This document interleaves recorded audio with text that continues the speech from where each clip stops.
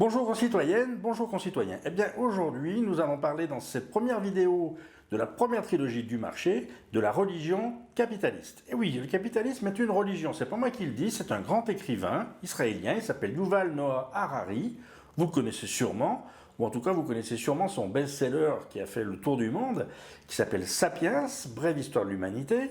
Il s'en est pas arrêté là, puisqu'il a également écrit derrière deux magnifiques bouquins qui sont Homo Deus et 21 leçons pour le 21e siècle. J'en profite pour faire un petit peu de publicité pour ce monsieur, parce que je pense qu'il le mérite. Voilà. Alors, dans sa vision de la religion, il explique que finalement, on peut considérer comme religion tout ce qui peut s'apparenter à un ordre imaginaire dans lequel les gens vont croire. Et c'est la grande capacité de l'être humain qui est de croire en des ordres imaginaires. C'est d'ailleurs d'après lui ce qui le distingue de l'animal.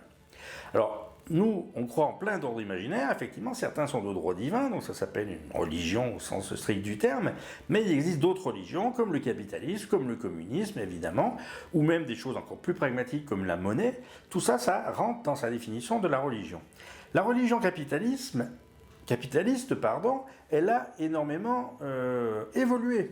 Depuis une trentaine d'années, on peut dire qu'elle est passée d'un système classique, papa-maman, capitalisme national, on va dire bon enfant, à ce qu'on appelle désormais le capitalisme néolibéral ou le capitalisme financier. Ça a pris une trentaine d'années et on l'a pas trop vu venir. Des gens comme moi qui ont connu l'ancienne version du capitalisme et la nouvelle, on n'y est pas trop vu arriver. Alors les plus jeunes qui nous regardent, eux sont nés dans le nouveau système, donc ils n'ont peut-être pas forcément vu cette différence. La grande différence entre avant et après dans le capitalisme, c'est que la finance a évidemment pris désormais le pouvoir sur ce système et que c'est devenu une industrie presque autosuffisante à elle toute seule. Et oui, avant comment ça se passait ? Eh bien, la finance, c'était finalement le banquier qui était au service de l'économie et puis qui en faisait un petit peu des prêts et qui vivait à 100% de l'économie. Aujourd'hui, la finance, elle est presque autosuffisante. Elle n'a plus besoin de l'économie pour vivre. Elle en a besoin un petit peu parce que c'est son carburant, mais elle est capable de faire des stocks d'essence. Et après, elle va être capable de vivre parce que même en cas de décroissance, par les systèmes de spéculation à la baisse, par tout un tas de mécanismes, elle est capable également de survivre à des crises, cette finance. Et puis au cas où il n'y arrive pas, il y a toujours les États qui sont gentils et qui sont là pour lui prêter de l'argent qu'elle finira peut-être par rendre ou pas. Alors, dans cette vision de la finance capitaliste, c'est la bourse qui est le maître de tout. Évidemment, beaucoup de choses sont basées sur la bourse. Alors la bourse, c'est quoi? C'est finalement ni plus ni moins qu'un système de Ponzi. Je ne sais pas si vous connaissez le système de Ponzi. Alors le système de Ponzi, c'est simple. Hein, c'est une espèce de pyramide inversée, un château de cartes où, quand il s'écroule, parce qu'il finit toujours par s'écrouler, les baisers, eh ben, c'est les derniers arrivés. Ça, c'est simple. Alors c'est qui dans l'affaire de la finance internationale? Eh ben, les baisers, c'est assez facile de les chercher. C'est vous et c'est moi. Donc en fait, ça va être qui? Les petits porteurs, qui peuvent avoir quelques actions en bourse, ou ceux qui ont des assurances vie, ou évidemment tous les retraités qui sont dans des retraites à capitalisation. Et bien tous ces gens-là, c'est clair que le jour où le système de Ponzi éclatera vraiment, c'est eux qui auront le plus mal au... Voilà. Alors pour satisfaire sa boulimie, le capitalisme financier a eu deux grandes idées. La première, c'est de baisser les charges sur les entreprises. Ça vous connaissez, on nous bassine partout avec ça. On va pas trop en parler, ça sera l'objet d'une autre vidéo si vous voulez bien. Spécifiquement, dans la lutte des classes, on parlera des charges sur les entreprises. Ce qu'on peut juste dire, c'est qu'en baissant les charges sur les entreprises, bien évidemment, on augmente les profits et donc on augmente l'alimentation en carburant de la grande finance mondiale. La deuxième bonne idée, c'était de récupérer dans le marché plus de citernes, parce que si on a plus de citernes, on aura plus de carburant. Alors les citernes, c'est quoi? Ce sont des services publics rentables. Par exemple, les autoroutes, par exemple, les télécoms, une clinique, mais ça peut être aussi votre retraite ou votre mutuelle. Et donc, évidemment, on va aller chercher. Il y a pas mal d'exemples récents qui montrent que quand on va chercher effectivement dans les services publics rentables des entreprises qu'on privatise, forcément, on a tendance à s'en mettre assez facilement plein les fouilles. Alors par contre, on va jamais chercher des services publics non rentables. Je sais pas, vous verrez jamais un olicrate qui va arriver en disant « Ouais, moi j'ai vraiment envie d'acheter les routes secondaires, les trains de campagne, les urgences hospitalières, allez, puis tiens, même les comptes bancaires des pauvres. Oh bah pourquoi pas, tiens. » Pour mettre en place ces deux idées géniales de la grande finance, il va falloir activer des leviers. Alors il y a deux leviers aujourd'hui qui sont faciles à activer dans les pays où le capitalisme libéral est en train de s'installer ou est déjà bien installé. Le premier, c'est celui des travailleurs pauvres. Et le deuxième, c'est celui du réseau de l'olicratie. Alors les travailleurs pauvres, pourquoi? C'est bien les travailleurs pauvres, c'est le top. Un travailleur pauvre, c'est beaucoup mieux qu'un chômeur. Parce qu'en fait, on lui donne de l'argent, pas beaucoup plus qu'un chômeur, mais en plus de ça, il travaille, il nous contribue à nous ramener des dividendes, et en plus, on le garde tranquille, parce que pendant qu'il bosse, il ne fait pas de conneries, et comme il ne gagne pas assez d'argent, en plus, il ne peut pas faire grève. Donc ça, c'est le top du top, le travailleur pauvre, et donc la finalité du grand banditisme, j'allais dire, excusez-moi le lapsus, la finalité du grand capitalisme libéral, c'est de remplacer dans tous les pays occidentaux les chômeurs par des travailleurs pauvres. Et tous les pays aujourd'hui qui vous disent oui, on a moins de chômeurs qu'en France, en Allemagne, en Angleterre, etc. Oui, parce qu'ils ont déjà tous fini le boulot, ils ont remplacé les chômeurs par des travailleurs pauvres. Ensuite, on a le réseau de l'olicratie, ça on en reparlera dans la vidéo suivante, j'expliquerai un peu comment fonctionnent les clubs et pourquoi on a besoin de ce club.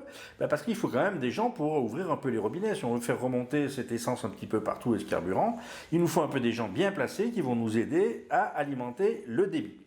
Alors, la France, elle a quand même résisté pas mal à ce capitalisme financier pendant de nombreuses années. Alors, c'est vrai que ça a démarré il y a longtemps, en 1988. Certains d'entre vous n'étaient pas nés, mais pour les vieux comme moi qui ont connu l'ancienne et la nouvelle finance, on était à l'époque sous François Mitterrand, Michel Rocard, deux grands socialistes devant l'éternel. C'est eux qui ont lancé la titrisation. La titrisation, c'est quoi la titrisation? Oui, je sais, il faut chercher sur Quant et sur Google. Alors, je vous laisse rechercher parce que je ne vais pas vous expliquer la titrisation en 2 minutes parce que d'abord, je ne suis pas sûr moi de l'avoir bien compris. Mais en gros, c'est une facilité qu'on accorde aux banques qui leur permet de s'échanger entre eux, de se refiler des créances, y compris des créances pourries. C'est notamment comme ça qu'on a super déclenché la fameuse crise de 2008. Alors, la titrisation, c'était un peu le début. On va dire à cette époque-là, c'était gauche 1, droite 0, puisque c'est la gauche qui a lancé. Ensuite, on a eu les années Chirac, un peu en douceur, avec du Jospin au milieu. Alors évidemment, le capitalisme financier en a profité pour s'installer subrepticement, mais il n'y a pas eu forcément d'avancée majeure. Et donc, il a fallu, à un moment donné, passer en vitesse supérieure. Et donc, il restait pas mal de digues qui n'avaient pas encore cédé en France, et je pense que ça commençait à énerver un certain nombre des membres de cette olicratie. Et donc, ils ont décidé d'aller fort. Et pour aller fort, on a envoyé au charbon, en 2008, Nicolas Sarkozy. Nicolas Sarkozy, il est arrivé avec sa réforme majeure de son quinquennat. Vous allez me dire, tiens, qu'est-ce qu'il a fait comme réforme majeure? Moi, je vous le dis, le statut d'auto-entrepreneur. Le statut d'auto-entrepreneur, une idée absolument géniale à l'origine. C'est super, si on regarde finalement le statut d'auto-entrepreneur, vu comme le petit boulot supplémentaire pour un étudiant, pour un travailleur qui ne gagne pas assez, qui veut se faire un peu plus de blé sans se faire du black. C'est magnifique, et c'est vrai, il n'y a rien à dire sur le statut d'auto-entrepreneur. Sauf qu'il y en a qui ont dit, tiens, on pourrait peut-être s'en servir autrement. Alors, je ne pense pas que Sarkozy ait eu cette idée dans la tête à ce moment-là, ou alors peut-être qu'on lui avait dicté à l'oreille. Et donc, qu'est-ce qui s'est passé avec ce statut d'auto-entrepreneur? C'est devenu aussi un statut, pas que pour les petits boulots, mais pour tous les boulots. Et donc, bien sûr, vous allez me dire, oui, ça y est, j'ai compris, Uber, Deliveroo, oui, voilà, mais pas que, parce que par exemple, moi je travaille dans le conseil, toutes les grandes entreprises de conseil, elles ont dégraissé leur personnel de manière considérable, et en expliquant à tout le monde qu'il vaut mieux être entrepreneur, tu verras, tu seras beaucoup plus libre, puis tu pourras travailler pour plusieurs boîtes, non, ça va être trop le top. En attendant, ça leur a permis de dégraisser leurs effectifs, de réduire leurs charges de manière drastique, de baisser les coûts et donc de remonter un peu plus d'argent, effectivement, dans la pompe à finances. Alors donc, les digues, elles ont cédé. La première, c'est le statut d'auto-entrepreneur, parce que, effectivement, il permet de réduire les charges des entreprises, puisqu'un auto-entrepreneur coûte beaucoup moins cher à l'entreprise qu'un salarié. Donc 2013, ça c'est notre ami François Hollande, notre cher François, bravo François, là on peut le féliciter, qui nous a lancé, alors ça c'est le casse du siècle, c'est certainement le plus gros cadeau qui a pu être fait au MEDEF ces 100 dernières années, c'est le CICE. Le CICE, le fameux crédit d'impôt compétitivité emploi, pour toutes les entreprises. Donc en gros, on a fait des cadeaux majestueux, 30 milliards d'euros, à toutes les entreprises, même celles qui n'en avaient pas besoin. Et comme c'est toujours le cas dans ces réformes, c'est toujours celles qui en ont le moins besoin qui en profitent le plus. Ça, on aura l'occasion d'en reparler si vous voulez bien dans la vidéo suivante où je vous expliquerai comment on doit segmenter les entreprises et lesquelles on peut aider, lesquelles ça ne sert à rien d'aider. Et là, on a vraiment avec le CICE aidé surtout celles qu'il fallait surtout pas aider. Et enfin, on arrive à la troisième. Alors ça, c'est les plus récents, elle est même à l'heure où je parle, vu qu'on est un peu en Covid, elle est peut-être pas totalement finalisée, mais je pense que c'est une question de temps. C'est la fameuse réforme des retraites d'Emmanuel Macron. Et la fameuse réforme des retraites d'Emmanuel Macron, elle permet, elle également, de réduire les charges des entreprises, mais cette fois on va s'attaquer à l'autre volet, c'est plus les salaires directement, mais c'est plutôt les retraites. Et grâce à cette réforme, on a aussi un bel outil pour continuer à diminuer ces charges et donc alimenter notre système de finances international, mais on fait d'une pierre deux coups, puisque effectivement c'est un boulevard qui est accordé effectivement aux retraites par capitalisation. Je n'ai rien contre les retraites par capitalisation. La seule chose, c'est qu'il aurait été de bon ton de la part de la bande à Macron de le dire honnêtement et d'arrêter de crier sur tous les toits qu'il n'y avait que de la retraite par répartition et que jamais on arrêterait, alors que la loi, si vous la regardez dans le détail, et moi j'ai bien eu l'occasion d'aller voir dans le détail, parce que c'est souvent dans le détail que se cache le diable, eh bien, elle écrit tout à fait le contraire de ce qu'on a pu en dire. Alors là, on en est finalement, gauche 1, droite 0, 88, après on a eu une égalisation par Sarkozy, Hollande a repris l'avantage pour la gauche, on est à 2-1, là, on ne sait plus trop. Macron, là, si on est à 2-2, si la gauche, c'est la droite ou c'est du milieu, c'est un petit peu compliqué. Ce que je voulais juste vous faire passer comme message, c'est que souvent, les réformes, contrairement à ce qu'on pourrait penser, les réformes les plus pourries, on les fait souvent porter par des gens de gauche. Parce que comme disait Coluche, la réforme, quand elle vient de la gauche, vu qu'on s'y attend pas, ça fait un peu plus mal. On reprend parce que pendant ce temps-là, l'oligocratie, elle pousse ses pions comme un rouleau compresseur. Elle multiplie les diversions sans importance. Elle nous bassine avec l'ISF, l'endettement des États, le terrorisme, l'immigration, les scandales politiques, tout ce que vous voulez. Et pendant ce temps-là, eh bien, elle fait passer ses réformes tranquillement à Paris, au Palais Bourbon, à Bruxelles, tout en douceur. Et donc il nous reste cette fameuse quatrième digue. La quatrième digue, elle n'a pas encore sauté en France et ni même en Europe. Cette quatrième digue, elle a sauté aux États-Unis en 2010. Et c'est la Cour suprême, par un arrêté, qui l'a effectivement fait sauter sous la pression d'un certain Robert Mercer. Ah, Robert Mercer. Vous connaissez Robert Mercer? Sûrement pas. Eh bien, restez ignares. Je vous en parlerai même pas. C'est juste pour moi l'homme le plus puissant du monde de ces 30 dernières années. Grâce à lui, désormais, même une chèvre peut être élue président des États-Unis. À la condition expresse, bien sûr, qu'elle soit photogénique. Ce que je voulais surtout vous faire comprendre dans cette première vidéo, c'est que les vraies décisions politiques, les décisions importantes, elles ne passent jamais à la télé. Ou si elles y passent, c'est très peu. Plus une information, plus une loi, plus une décision fait du buzz à la télé, moins elle est importante. C'est ça qu'il faut bien vous dire. D'où l'importance énorme des médias indépendants qui vont aller chercher effectivement les vraies informations au bon endroit, au bon moment.